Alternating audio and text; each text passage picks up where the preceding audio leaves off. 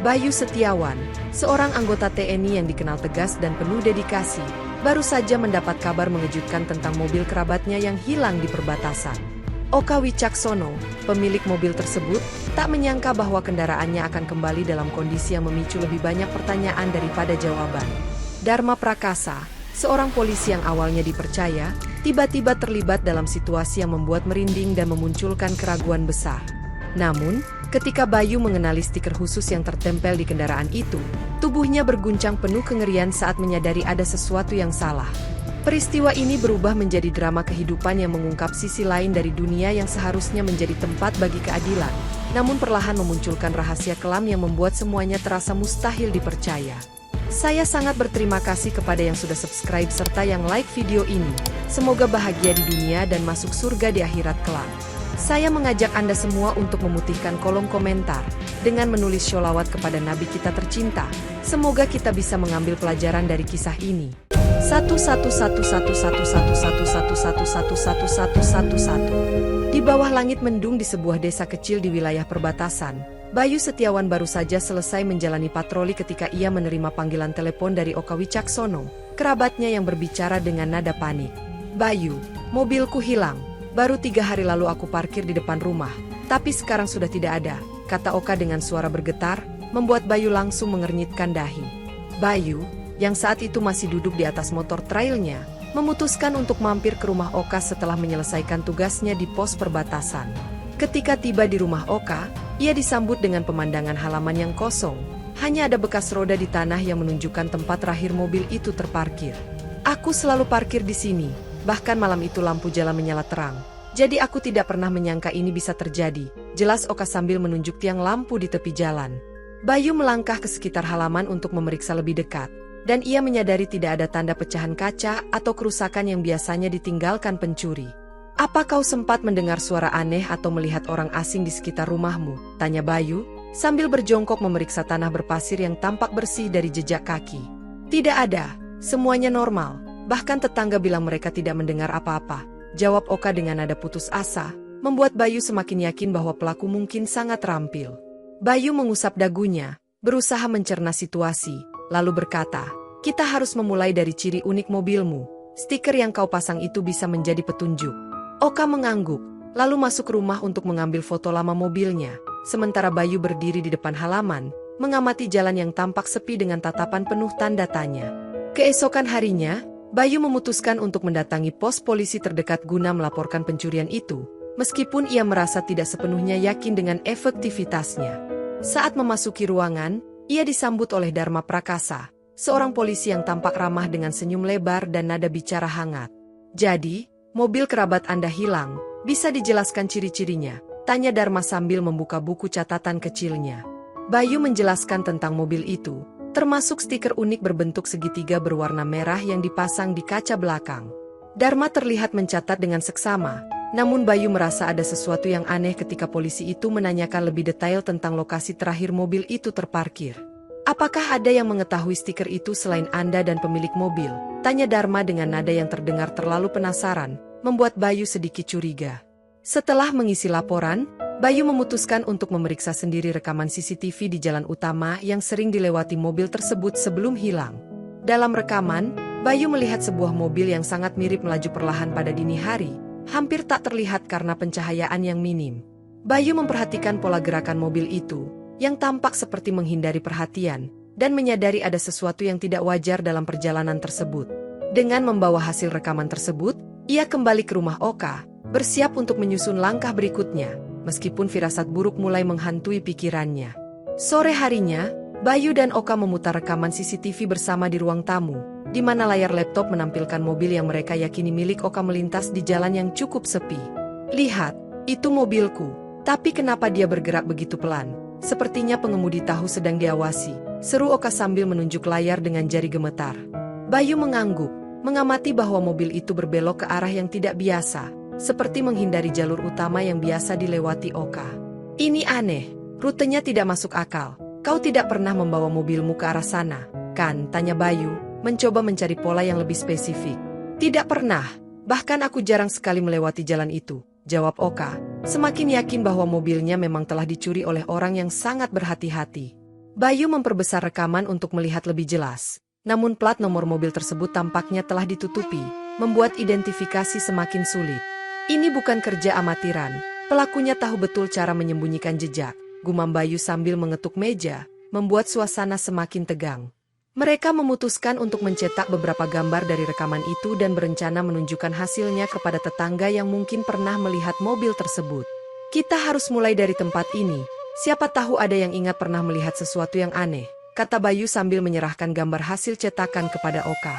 Dengan petunjuk seadanya, mereka memulai langkah baru untuk menyusuri jejak mobil itu, meski kesulitan terus menghantui setiap langkah mereka.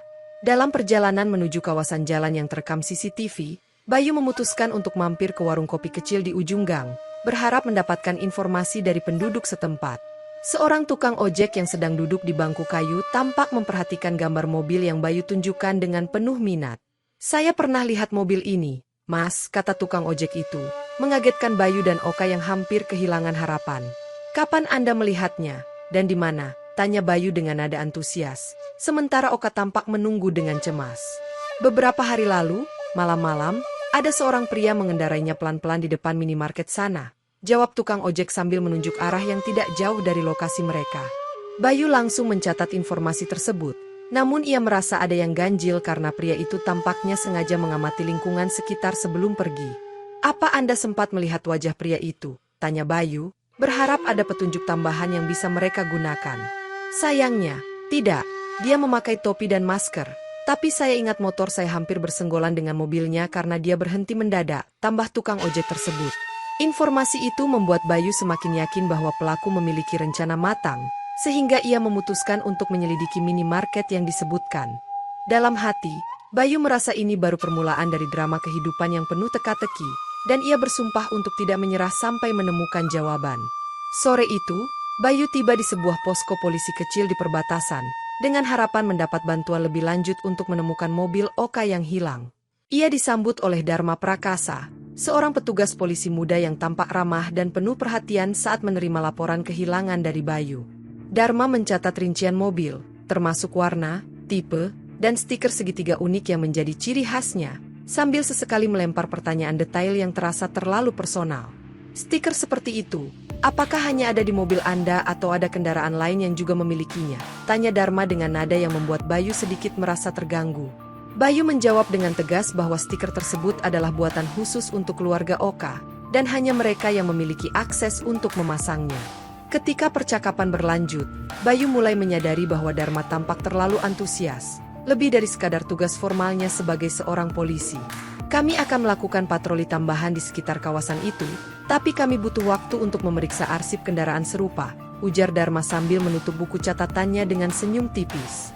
Setelah selesai mengisi laporan, Bayu meninggalkan posko dengan perasaan campur aduk, mengingat gestur Dharma yang tampaknya menyembunyikan sesuatu.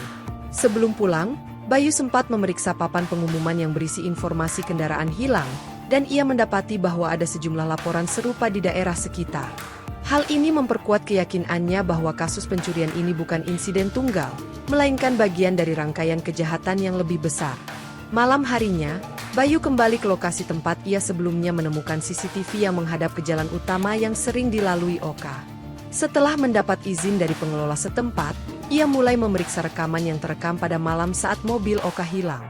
Dalam salah satu cuplikan, terlihat mobil yang sangat mirip dengan milik Oka melintas pelan di jalan itu. Lampu depannya berkedip sebentar sebelum berbelok ke arah yang tidak biasa. Kecepatannya aneh, seperti orang yang sedang mencoba memastikan tidak ada yang memperhatikan, gumam Bayu sambil mencatat waktu kejadian di ponselnya. Ketika diperbesar, plat nomor mobil tampak buram karena pencahayaan yang minim, tetapi siluet stiker segitiga di kaca belakang terlihat jelas. Rekaman itu juga menunjukkan bahwa mobil tersebut melintas sekitar pukul 2 dini hari, waktu yang sangat sepi untuk aktivitas normal. Bayu menyimpan rekaman itu dalam flash drive dan berencana membandingkannya dengan data kendaraan hilang lainnya yang ia lihat di pos polisi. Sebelum pergi, ia memastikan untuk mencatat jalur yang diambil oleh mobil itu untuk menelusuri rute lebih lanjut keesokan harinya. Ia juga menghubungi Oka untuk memberitahu bahwa ada bukti awal yang menunjukkan mobilnya mungkin telah dipindahkan oleh seseorang yang mengetahui area tersebut. Meski sedikit lega, Bayu tidak bisa mengabaikan fakta bahwa perjalanan mobil itu menunjukkan pola yang terlalu terencana untuk sekadar pencurian biasa. Bayu memutar ulang rekaman CCTV yang ia simpan, kali ini dengan memperhatikan lebih detail setiap belokan dan rute yang diambil oleh mobil tersebut. Ia menyadari bahwa pengemudi memilih jalan-jalan sempit yang jarang dilalui, seakan-akan mengetahui seluk-beluk daerah itu dengan sangat baik. Ini bukan sembarang pencuri, dia pasti sudah mempelajari lingkungan ini sebelumnya, pikir Bayu, mencoba menganalisis pola perjalanan tersebut. Selain itu, kendaraan tidak pernah berhenti di tempat terbuka atau menyalakan lampu sein secara tiba-tiba, menunjukkan bahwa pelaku sangat berhati-hati. Bayu mencatat bahwa ada 3 tikungan tajam yang dilewati mobil tersebut sebelum akhirnya menghilang dari jangkauan kamera. Ia mulai menduga bahwa pelaku bukan orang asing, melainkan seseorang yang sudah lama beroperasi di sekitar kawasan tersebut. Dengan bukti ini, Bayu memutuskan untuk kembali ke lokasi sekitar jalan tikungan dan mencari saksi yang mungkin melihat sesuatu. Jika dia mengenal rute ini, pasti ada tempat tujuan yang sedang dia tuju, Bayu bergumam pada dirinya sendiri sambil memetakan jalur perjalanan mobil. Ia juga menyadari bahwa lokasi terakhir yang terekam berada tidak jauh dari sebuah kawasan minimarket yang cukup ramai di siang hari. Dengan fokus baru, Bayu menyiapkan daftar pertanyaan untuk para penjaga toko di sekitar lokasi tersebut, berharap bisa mendapatkan petunjuk tambahan. Esok paginya, Bayu kembali ke kawasan minimarket yang disebutkan dalam rekaman CCTV. Kali ini ditemani oleh Oka yang masih terlihat gelisah. Mereka memutuskan untuk bertanya kepada beberapa pedagang dan penjaga toko yang mungkin pernah melihat mobil tersebut atau orang mencurigakan di sekitar. Salah satu penjaga minimarket mengatakan bahwa mobil serupa sempat terlihat berhenti di depan toko beberapa hari lalu, namun ia tidak memperhatikan lebih detail. Saat berjalan keluar dari minimarket, Bayu mendapati seorang tukang ojek sedang duduk santai di bangku kayu, dan ia mencoba bertanya. "Oh, saya ingat mobil itu. Ada pria yang parkir di sini malam-malam. Dia keluar sebentar seperti sedang menunggu seseorang," ujar tukang ojek tersebut sambil menunjuk lokasi parkir. Bayu meminta deskripsi lebih detail. Namun tukang ojek hanya ingat bahwa pria itu memakai jaket hitam dan topi yang menutupi sebagian besar wajahnya. Dia juga membawa sesuatu seperti map plastik, mungkin dokumen. Tapi saya tidak terlalu yakin karena dia cepat pergi, tambah tukang ojek itu dengan nada ragu. Informasi itu memicu kecurigaan Bayu bahwa mobil itu sedang dipersiapkan untuk transaksi ilegal, dan pria yang membawa map tersebut adalah bagian dari jaringan kejahatan. Sebelum pergi, Bayu meminta nomor kontak tukang ojek itu untuk berjaga-jaga jika ada informasi tambahan yang muncul. Dengan petunjuk baru, Bayu dan Oka meninggalkan lokasi sambil memikirkan langkah selanjutnya untuk menelusuri jaringan yang lebih luas di balik pencurian ini. Dalam suasana tegang di rumah Oka, sebuah pesan teks dari nomor tak dikenal tiba-tiba masuk ke ponsel Oka, membuatnya kaget dan langsung memperlihatkannya kepada Bayu. Isi pesan itu menawarkan sebuah mobil langka dengan stiker unik yang persis seperti milik Oka, lengkap dengan foto mobil tersebut yang tampak familiar meski plat nomornya telah diganti. Bayu memeriksa pesan itu dengan seksama, memperhatikan detail kecil pada foto seperti goresan di pintu belakang yang menguatkan dugaannya bahwa itu memang mobil Oka. "Ini jelas mobilmu, tapi plat nomor sudah diganti. Kita harus menjebak mereka," kata Bayu dengan nada serius, lalu segera menyimpan nomor pengirim pesan itu. Oka yang masih terguncang mencoba tenang, sementara Bayu menghubungi nomor tersebut dengan suara yang dibuat terdengar seperti pembeli serius. Penjual di ujung telepon terdengar santai, menawarkan harga tinggi dengan alasan mobil itu memiliki nilai sentimental dan stiker khas yang unik. Bayu sengaja mengulur waktu dengan bertanya soal kondisi kendaraan, sementara ia mencatat intonasi dan nada bicara penjual untuk mengidentifikasi lebih lanjut. "Baik, saya tertarik. Kapan dan di mana kita bisa bertemu?" tanya Bayu, berpura-pura antusias demi mendapatkan lokasi pertemuan. Si penjual memberikan lokasi sebuah rest area di pinggiran kota, tempat yang tampak dipilih dengan hati-hati agar jauh dari keramaian. Setelah panggilan berakhir, Bayu menyusun rencana dengan Oka untuk mendatangi lokasi tersebut, memastikan semua berjalan aman dan terkendali. Keesokan harinya, Bayu dan Oka mempersiapkan diri untuk pertemuan dengan penjual, membawa beberapa perlengkapan seperti alat perekam suara yang disembunyikan di dalam pakaian mereka. Untuk berjaga-jaga, Bayu menghubungi seorang rekannya di satuan TNI, Arif, yang setuju ikut menyamar sebagai pembeli tambahan guna memastikan situasi tetap terkendali. "Kita harus berhati-hati, jangan sampai mereka curiga atau merasa terancam," kata Bayu kepada Oka sambil memastikan alat komunikasi mereka berfungsi. Saat tiba di rest area, suasana tampak sepi. Hanya ada beberapa truk yang diparkir di sudut dan sebuah warung kecil yang buka. Bayu memilih tempat duduk yang strategis, dekat dengan jalur masuk dan keluar area, agar bisa mengamati pergerakan orang yang datang. Oka, yang terlihat tegang, mencoba mengikuti arahan Bayu untuk bersikap tenang agar tidak menarik perhatian dari siapapun yang berada di sekitar. Kita tidak tahu berapa orang yang akan datang atau siapa mereka, jadi tetap waspada, ujar Bayu dengan suara pelan, sambil memperhatikan setiap kendaraan yang lewat.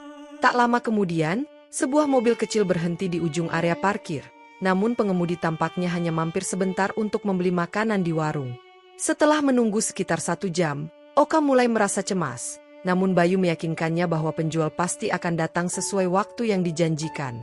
Malam mulai larut ketika sebuah sepeda motor mendekati rest area, dan pengendaranya, seorang pria bertopi gelap, berjalan pelan menuju lokasi mereka. Pria bertopi itu membawa map plastik di tangannya, melangkah dengan santai namun terlihat sedikit gugup saat mendekati Bayu dan Oka yang sudah menunggu. Bayu berdiri menyambut pria tersebut dengan sikap tenang, memperkenalkan diri sebagai calon pembeli yang tertarik dengan mobil yang ditawarkan. Ini dokumen kendaraan dan beberapa foto lain untuk membuktikan kondisi mobil, kata pria itu sambil menyerahkan map plastik kepada Bayu. Bayu membuka map itu dengan hati-hati, menemukan salinan dokumen kendaraan yang tampaknya telah dimanipulasi, serta beberapa foto tambahan mobil yang sangat mirip dengan milik Oka. Mobil ini terlihat menarik, tapi saya ingin tahu lebih banyak tentang pemilik sebelumnya, ujar Bayu, berusaha memancing informasi lebih dalam. Pria itu tampak ragu sejenak, lalu berkata bahwa mobil tersebut diperoleh dari teman lama yang tinggal di luar kota, namun enggan memberikan detail lebih lanjut. Oka, yang duduk di sebelah Bayu, mencoba terlihat santai meski ia merasa gemetar mendengar pria itu berbicara tentang mobilnya seolah itu barang dagangan biasa. Kalau boleh tahu, bagaimana Anda bisa memastikan dokumen ini asli? Tanya Bayu sambil memperhatikan gerak-gerik pria itu yang mulai gelisah. Pria itu menjawab dengan nada datar. Oh, semua ini sudah diurus dengan bantuan teman lama di kepolisian, jadi Anda tidak perlu khawatir. Jawaban itu membuat Bayu semakin curiga, namun ia tetap menjaga ekspresi wajahnya agar tidak menunjukkan kecurigaan yang berlebihan. Bayu terus mencermati setiap kata dan gerakan pria itu, memperhatikan bahwa ia sering menghindari kontak mata langsung saat berbicara. Mobil ini masih dalam kondisi baik, kan? Tidak ada kerusakan berarti, tanya Bayu, mencoba mengalihkan topik untuk melihat reaksi pria tersebut. Pria itu mengangguk cepat dan berkata bahwa mobil itu dalam kondisi prima karena baru saja diperiksa di bengkel, namun tidak bisa memberikan bukti konkret.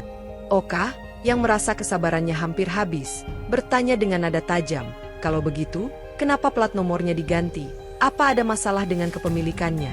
Pria itu tampak terkejut mendengar pertanyaan itu, namun ia segera tersenyum tipis dan berkata, oh, itu hanya masalah teknis, plat lama sudah rusak, jadi saya ganti saja.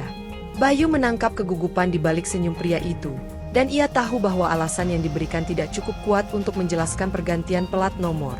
Saat pria itu mengalihkan pandangannya ke arah jalan, Bayu merasa bahwa ia sedang menunggu seseorang atau mencari tanda bahaya di sekitar mereka. Bayu memberi isyarat halus kepada Arif, yang berada tidak jauh dari mereka, untuk bersiap jika situasi berubah menjadi lebih berbahaya. Sementara itu, Oka mencoba menenangkan dirinya meskipun ia merasa amarahnya semakin memuncak setiap kali pria itu berbicara dengan nada menghindar. Bayu memutuskan untuk menunda konfrontasi langsung, memilih untuk menggali lebih banyak informasi sebelum mengambil langkah berikutnya dalam permainan penuh risiko ini. Ketika percakapan dengan pria penjual berlangsung, Bayu memanfaatkan momen untuk diam-diam mengambil foto mobil yang dibawa ke lokasi pertemuan. Ia memperbesar fokus pada kaca belakang mobil, tempat stiker segitiga khas yang menjadi ciri unik kendaraan Oka terlihat meskipun disamarkan dengan selotip hitam. Bayu menyadari bahwa upaya menyembunyikan stiker itu menunjukkan bahwa pelaku tahu nilai penting dari tanda tersebut, membuatnya semakin yakin mobil itu adalah milik Oka. Stiker ini unik sekali.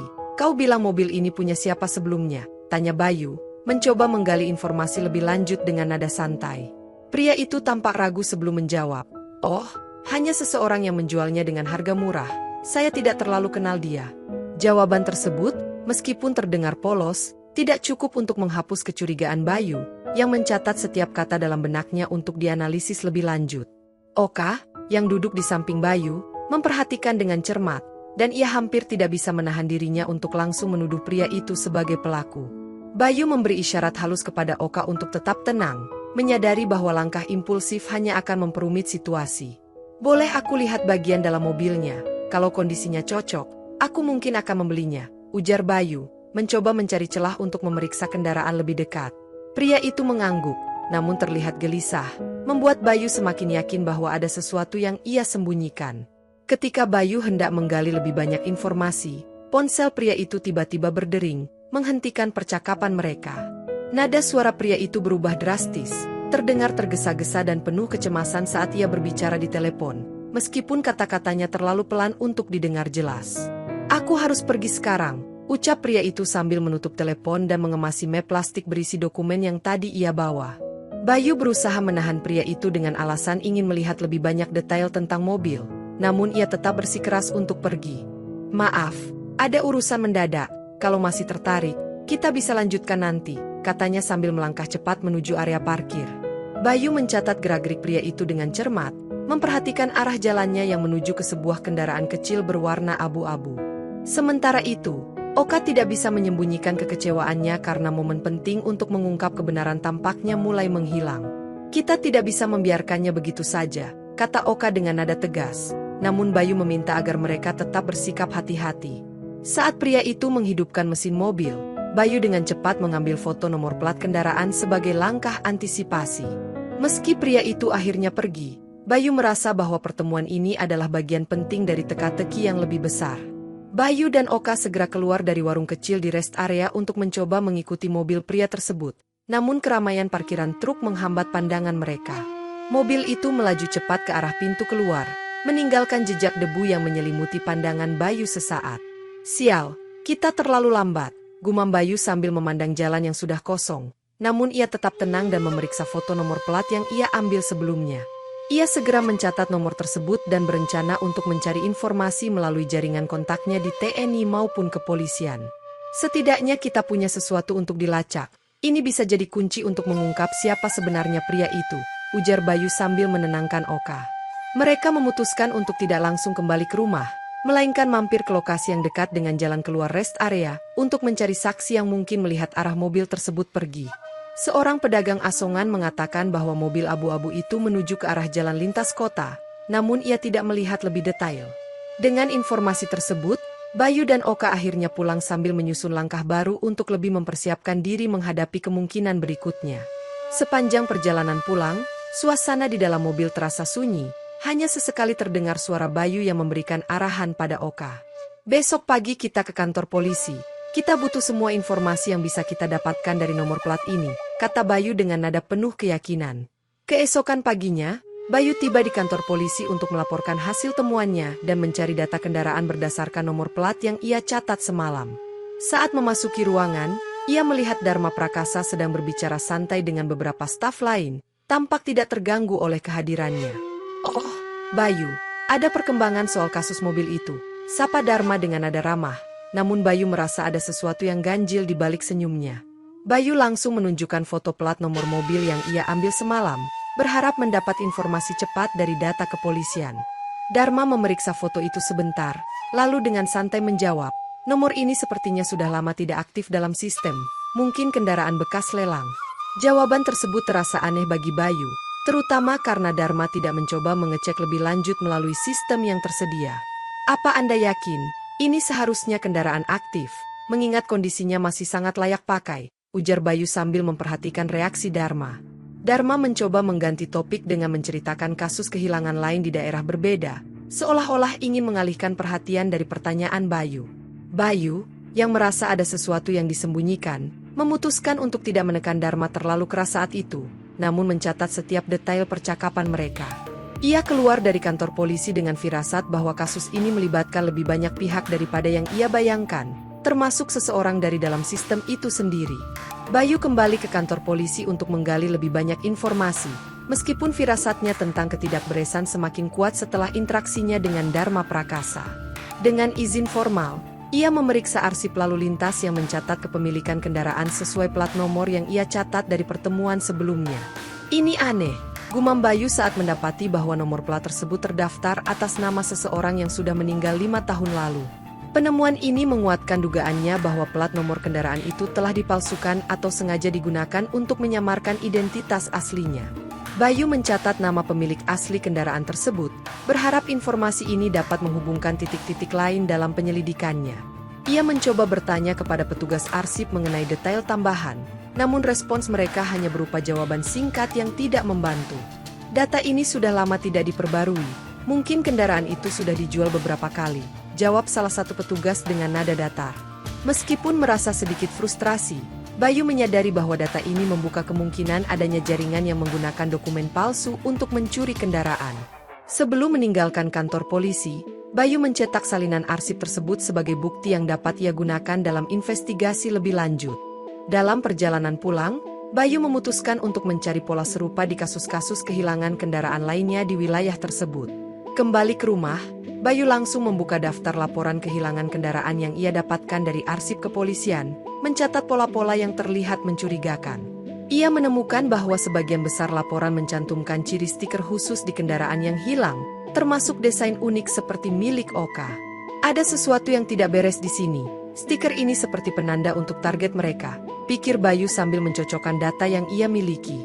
Dari laporan tersebut, Bayu melihat bahwa sebagian besar mobil hilang di wilayah yang relatif sepi namun strategis, seperti dekat perbatasan atau kawasan parkir minimarket. Ia juga mencatat bahwa waktu kehilangan umumnya terjadi pada malam hari, menunjukkan bahwa pelaku beroperasi dengan perencanaan matang. Ini jelas bukan kerja individu, ada jaringan besar di balik semua ini, ujar Bayu kepada dirinya sendiri sambil menandai laporan yang memiliki kemiripan paling kuat dengan kasus Oka.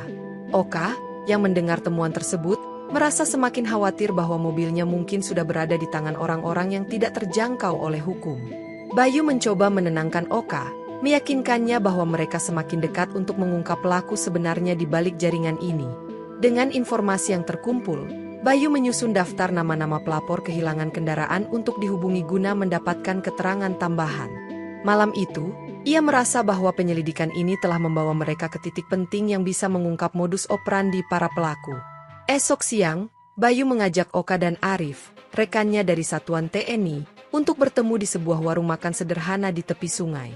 Mereka duduk di meja kayu yang agak tersembunyi, sementara Bayu mulai membeberkan semua informasi yang berhasil ia kumpulkan sejauh ini. Ada terlalu banyak kebetulan dalam kasus ini, pelat palsu, stiker unik, dan pola pencurian. Semua ini mengarah pada satu jaringan besar, ujar Bayu sambil menunjukkan catatan dan dokumen. Arif, yang mendengarkan dengan serius, mengangguk dan berkata, kalau ini melibatkan jaringan, kemungkinan ada orang dalam yang membantu mereka. Pembicaraan mulai memanas ketika Bayu mengungkapkan kecurigaannya terhadap Dharma Prakasa, yang beberapa kali menunjukkan perilaku mencurigakan. Aku tidak bisa memastikan, tapi ada sesuatu yang tidak beres dengan cara dia menangani kasus ini, tambah Bayu sambil mengingat kembali percakapannya dengan Dharma. Oka yang awalnya diam, akhirnya angkat bicara. Jadi, kalau dia terlibat, ini artinya kita melawan sistem yang seharusnya melindungi kita. Suasana menjadi tegang, namun Arif mencoba meredakan emosi dengan menyarankan agar mereka lebih berhati-hati dalam mengambil langkah. Kita harus memiliki bukti yang kuat sebelum bergerak lebih jauh. Kalau kita terburu-buru, ini bisa berbalik membahayakan kita, kata Arif dengan nada serius. Dengan kesepakatan untuk tetap waspada, mereka mulai merancang rencana baru untuk memancing pelaku keluar dari persembunyiannya. Malam harinya, Bayu mengusulkan untuk menghubungi kembali nomor penjual yang menawarkan mobil Oka sebelumnya, dengan berpura-pura menjadi pembeli yang lebih serius. Kali ini, kita harus lebih terorganisir.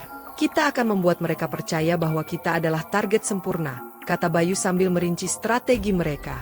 Oka akan memainkan peran utama sebagai pembeli yang menyetujui harga tinggi, sementara Bayu dan Arif akan bersiaga untuk mengamankan situasi jika terjadi sesuatu yang mencurigakan. Mereka juga memutuskan untuk memilih lokasi pertemuan baru yang lebih aman, dekat dengan pos TNI, sehingga bantuan dapat segera tiba jika diperlukan.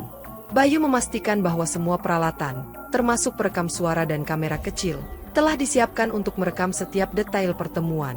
Kita tidak tahu apa yang akan terjadi, tapi kita harus siap untuk segala kemungkinan, ujar Bayu dengan nada tegas, membuat Oka dan Arif mengangguk setuju. Mereka memilih waktu malam untuk pertemuan, dengan asumsi bahwa pelaku lebih nyaman beroperasi dalam gelap. Arif juga menghubungi beberapa rekannya di satuan TNI untuk berjaga-jaga di sekitar lokasi, meskipun mereka tetap berada di luar jangkauan pandangan pelaku. Ini bukan hanya soal menemukan mobilmu, Oka, Ini tentang membongkar jaringan yang telah membuat banyak orang menjadi korban, kata Bayu sebelum mereka menyudahi diskusi. Dengan rencana matang, mereka bersiap menghadapi apapun yang akan terjadi pada malam pertemuan tersebut. Malam itu, Bayu tiba lebih awal di lokasi pertemuan, sebuah area pesisir yang sunyi dengan suara ombak yang bergulung lembut di kejauhan. Ia mengenakan jaket berkerah tinggi untuk menyembunyikan alat perekam suara kecil yang telah dipasang di bagian dalam sakunya. Rekan-rekan TNI yang dibawa oleh Bayu diam-diam mengambil posisi strategis di sekitar lokasi, siap mengawasi setiap gerakan mencurigakan. "Jangan terlalu dekat, pastikan mereka tidak bisa melihat keberadaan kalian," ujar Bayu melalui komunikasi radio, memastikan pelaku merasa aman. Oka duduk di samping Bayu, berusaha menyembunyikan kegelisahannya dengan memainkan ponselnya tanpa henti. Lokasi yang dipilih cukup terpencil. Hanya ada satu jalan masuk yang dapat dengan mudah diawasi oleh para rekan Bayu. Beberapa saat sebelum waktu pertemuan, Bayu memeriksa kembali perangkatnya untuk memastikan semuanya berfungsi dengan baik. "Kita harus tetap tenang. Ingat, ini tentang mengumpulkan bukti, bukan langsung menangkap mereka," ujar Bayu kepada Oka dengan nada tegas. Lampu-lampu dari kapal nelayan di kejauhan terlihat samar-samar, menambah suasana mencekam di sekitar mereka. Ketika jam menunjukkan pukul 8 malam, suara mesin kendaraan terdengar mendekat, menandakan bahwa pelaku akhirnya tiba di lokasi. Sebuah mobil kecil berhenti tepat di depan Bayu dan Oka, lalu seorang pria bertubuh tinggi keluar sambil membawa map dokumen dan sebuah masker yang menutupi sebagian besar wajahnya. Pria itu memandang sekitar sebelum melangkah mendekati mereka, seolah memastikan bahwa tempat tersebut aman dari ancaman pihak lain. "Anda yang ingin membeli mobil ini?" tanya pria itu dengan nada dingin, sementara Bayu mengangguk pelan untuk memulai percakapan. Bayu mencoba bersikap santai, mengalihkan pembicaraan ke kondisi mobil sambil memperhatikan detail-detail kecil pada kendaraan tersebut. "Mobil ini terlihat bagus, tapi kenapa plat nomornya diganti? Apa ada alasan tertentu?" tanya Bayu dengan nada yang dibuat seolah penasaran. Pria itu hanya tersenyum kecil dan menjawab, "Itu prosedur biasa untuk melindungi identitas pemilik sebelumnya." Saat percakapan berlangsung, Bayu memperhatikan bahwa pria tersebut tidak menunjukkan tanda-tanda ketakutan, seolah memiliki dukungan kuat di belakangnya. "Saya butuh pembayaran tunai, dan saya tidak ingin ada pihak lain yang tahu soal transaksi ini," kata pria itu dengan tegas, menunjukkan bahwa ia tidak ingin risiko apapun. Bayu, yang tetap tenang, berpura-pura setuju sambil terus mencari celah untuk menggali informasi lebih dalam. Namun, ia tidak bisa mengabaikan perasaan bahwa pria ini bukan hanya penjual biasa, melainkan bagian dari jaringan yang jauh lebih besar. Saat percakapan semakin intens, suara mesin mobil lain terdengar mendekat, membuat semua orang yang ada di lokasi menoleh dengan waspada. Sebuah mobil patroli polisi berhenti beberapa meter dari mereka, lampunya menyala terang, menciptakan bayangan panjang di atas pasir pantai. Dharma Prakasa keluar dari kendaraan dengan santai, mengenakan seragam lengkapnya, seolah-olah sedang melakukan patroli rutin. "Wah, kebetulan sekali, Bayu. Apa yang kau lakukan di sini malam-malam?" sapa Dharma dengan nada ramah, meskipun situasinya terasa aneh. Bayu dan Oka saling berpandangan dengan ekspresi terkejut, sementara pria penjual terlihat semakin gelisah dengan kehadiran polisi tersebut. "Hanya urusan pribadi, Pak. Tidak ada yang perlu dikhawatirkan," jawab Bayu dengan nada hati-hati, mencoba menutupi tujuan sebenarnya. Dharma melangkah lebih dekat, melihat mobil yang dibawa pria itu dengan tatapan tajam, seolah ia sudah mengenali kendaraan tersebut. "Mobil ini menarik, kau sedang menjualnya?" "Ya," tanya Dharma kepada pria itu, yang hanya mengangguk pelan tanpa mengatakan apapun. Bayu mulai merasakan bahwa kehadiran Dharma di lokasi ini bukanlah kebetulan, melainkan bagian dari sesuatu yang lebih besar. Meski merasa tertekan, Bayu memutuskan untuk tidak menunjukkan emosi dan tetap bermain aman agar tidak memicu kecurigaan lebih jauh. Dharma mulai berbicara tentang alasan kehadirannya di lokasi tersebut, mengklaim bahwa ia sedang melakukan patroli rutin di kawasan pesisir. "Area ini cukup rawan akhir-akhir ini, jadi aku sering datang untuk memastikan semuanya baik-baik saja," ujarnya dengan nada santai. Bayu mendengarkan dengan seksama, meskipun penjelasan Dharma terdengar tidak masuk akal mengingat lokasi yang terpencil dan jarang dilewati siapapun. "Sepertinya kalian sedang bertransaksi sesuatu yang penting. Apa aku mengganggu?" tanya Dharma sambil melirik Bayu dengan senyum kecil yang sulit diartikan. Bayu menahan napas, berusaha menenangkan diri sebelum menjawab, "Tidak, kami hanya sedang membicarakan urusan pribadi." Pria penjual terlihat semakin gelisah, dan ia mulai melirik ke arah mobilnya seolah ingin segera pergi dari tempat itu. "Oh, Mobil ini cukup menarik. Kau tahu, aku sering melihat model seperti ini di laporan kehilangan, kata Dharma dengan nada yang terdengar seperti sindiran. Oka, yang hampir kehilangan kesabarannya, harus ditenangkan oleh Bayu agar tidak memancing konflik yang lebih besar. Meskipun suasana semakin canggung, Dharma tampak menikmati situasi, menunjukkan bahwa ia memegang kendali atas pertemuan tersebut. Bayu, yang semakin yakin bahwa Dharma terlibat dalam jaringan ini, tahu bahwa ia harus tetap tenang untuk menyelamatkan misi mereka. Suasana yang sudah tegang semakin memuncak ketika suara ponsel pria penjual berdering keras, memecah keheningan di tengah percakapan yang belum tuntas. Pria itu tampak terkejut, melirik layar ponselnya dengan cemas, kemudian memandang Dharma seolah menunggu reaksi atau petunjuk dari polisi tersebut. Bayu, yang memperhatikan gerak-gerik mereka, langsung mencatat bahwa ada komunikasi tak langsung yang mencurigakan di antara kedua orang ini. Kenapa tidak dijawab saja? Mungkin itu sesuatu yang penting, kata Bayu dengan nada tenang namun penuh siasat, mencoba memancing respon spontan. Pria itu hanya tersenyum tipis dan buru-buru mematikan panggilan tanpa menjawab, membuat situasi semakin ganjil. Dharma, yang berdiri tak jauh dari mereka, tetap bersikap santai, namun Bayu tidak melewatkan sorot mata yang penuh makna di antara keduanya. Bayu mulai berpikir bahwa panggilan itu mungkin berasal dari pihak yang lebih tinggi dalam jaringan, seseorang yang memberi arahan kepada penjual atau bahkan Dharma sendiri. Apa ada masalah? Kau terlihat gelisah sejak tadi, tanya Bayu dengan nada datar, namun pria itu hanya menggeleng sambil tersenyum kaku. Ketegangan dalam momen itu membuat Bayu semakin yakin bahwa hubungan antara pria penjual dan Dharma bukanlah kebetulan semata. Ia tahu bahwa setiap detik yang berlalu adalah peluang untuk mengungkap lebih banyak, sehingga ia terus mencermati situasi dengan cermat. Bayu, yang sudah mulai mencium aroma bahaya, memberikan sinyal halus kepada rekan TNI-nya yang berjaga agar bersiap menghadapi kemungkinan terburuk. Ia juga menekan tombol rekam pada ponselnya, memastikan setiap percakapan dan suara di tempat itu terdokumentasi sebagai bukti. Dharma tetap mencoba menjaga suasana agar terlihat normal, namun senyum kaku yang ia tunjukkan justru semakin menguatkan kecurigaan Bayu. Kalian terlihat sangat santai untuk situasi seperti ini, kata Bayu, mencoba memancing reaksi lebih jauh dari Dharma maupun pria penjual. Suasana semakin tegang ketika pria penjual mulai menghindari kontak mata dan lebih banyak melirik ke arah jam tangannya. Bayu melirik ke arah mobil yang diparkir tak jauh dari sana, memastikan tidak ada tanda-tanda bahwa pria itu berencana kabur dalam waktu dekat. Kalau kau merasa ini tidak aman, mungkin kita bisa menunda transaksi ini, ujar Bayu, mencoba menggali informasi apakah ada tekanan lain yang sedang dihadapi pria itu. Dharma, yang mendengar pernyataan itu, segera menyela dengan mengatakan bahwa semua ini hanyalah salah paham kecil dan tidak perlu diperbesar. Bayu tahu bahwa penundaan hanya akan memberikan kesempatan bagi mereka untuk menghapus jejak, sehingga ia memutuskan untuk tetap bertahan dan melanjutkan permainan. Ketegangan yang meliputi suasana membuat semua orang waspada, dan Bayu tahu bahwa langkah berikutnya harus diambil dengan hati-hati namun penuh strategi. Oka, yang emosinya sudah hampir meledak, akhirnya bersuara dengan nada tinggi, menuntut kejelasan tentang bagaimana mobilnya bisa berada di tangan pria penjual. Kau bilang ini mobil yang aman. Tapi dari mana asalnya? Dan kenapa polisi ada di sini? Tanyanya sambil menatap tajam ke arah pria penjual dan Dharma. Pria penjual terlihat gugup, sementara Dharma hanya mengangkat bahu dengan sikap santai, seolah tidak merasa terpojok oleh situasi tersebut. Aku di sini untuk menyelidiki kasus serupa. Mungkin ini hanya kebetulan, jawab Dharma, namun nada bicaranya terdengar terlalu datar untuk dianggap tulus. Bayu, yang memperhatikan setiap detail, merasa bahwa jawaban Dharma hanya untuk mengulur waktu dan mengalihkan perhatian dari inti masalah. Oka tidak puas dengan jawaban tersebut, dan ia terus mendesak dengan mengatakan bahwa Dharma seharusnya memiliki penjelasan lebih logis. Mobil ini milikku, dan aku bisa membuktikannya. Jadi, bagaimana bisa sampai ke tangan orang ini? Seru Oka sambil menunjuk mobil yang ada di depan mereka. Dharma tetap tenang, tetapi Bayu melihat sebersit rasa terganggu di wajahnya, sebuah tanda bahwa tekanan mulai mempengaruhi penguasaan dirinya. Kau terlalu banyak berpikir, Oka.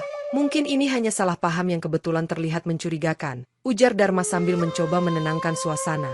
Namun, Bayu tahu bahwa semakin banyak Dharma mencoba menutupi sesuatu, semakin jelas bahwa ada sesuatu yang benar-benar salah. Percakapan tiba-tiba terputus ketika suara deru angin laut bertambah kencang, seolah menambahkan atmosfer tegang yang sudah melingkupi tempat itu. Pria penjual, yang terlihat semakin gelisah, melirik jam tangannya beberapa kali dan mulai menunjukkan tanda-tanda ingin segera pergi. Bayu memperhatikan setiap gerakan pria itu dengan cermat, memastikan tidak ada celah bagi pelaku untuk melarikan diri tanpa meninggalkan petunjuk. Kita tidak punya banyak waktu. Kalau kau tidak punya niat buruk, kenapa terlihat begitu terburu-buru? Tanya Bayu, mencoba memancing pengakuan. Pria itu tidak menjawab, hanya melempar senyum tipis yang lebih terlihat seperti usaha untuk menutupi kegugupannya. Sementara itu, Dharma mencoba mengalihkan perhatian Bayu dengan mengajukan pertanyaan tentang dokumen mobil. Namun Bayu tetap fokus pada gerak-gerik pria penjual. Bayu menyadari bahwa inilah momen krusial untuk mengumpulkan bukti kuat, sehingga ia mengarahkan sinyal kepada rekan TNI untuk memperketat pengawasan. Oka, yang masih diselimuti kemarahan, hampir melangkah maju untuk mengonfrontasi pria penjual. Namun Bayu menghentikannya dengan isyarat tangan. Suasana menjadi semakin mencekam ketika pria penjual mengeluarkan ponselnya, tampak mengetik pesan dengan cepat sebelum memasukkannya kembali ke dalam saku. Bayu tahu bahwa jika ia kehilangan kontrol atas situasi ini, kesempatan untuk mengungkap dalang sebenarnya bisa hilang selamanya. Suasana menjadi semakin tidak terkendali ketika penjual mobil itu tiba-tiba melemparkan kunci mobil ke arah Dharma, menciptakan keheningan sejenak yang penuh kejutan. Dengan gerakan cepat, pria itu berlari menuju bebatuan di tepi pantai, memanfaatkan gelap malam untuk mencoba melarikan diri dari kejaran. Dharma, yang tampak sigap, segera mengambil kunci yang terjatuh. Namun gerakannya membuat Bayu yakin bahwa ia sedang mencoba melindungi pelaku. Dharma, minggir. Ini bukan waktunya untuk berpura-pura, seru Bayu, mencoba melewati tubuh Dharma yang secara sengaja memblokir jalannya. Bayu mencoba berlari mengejar penjual, namun langkahnya terhenti ketika Dharma menghadang dengan sikap seolah-olah ingin melindungi dirinya sendiri.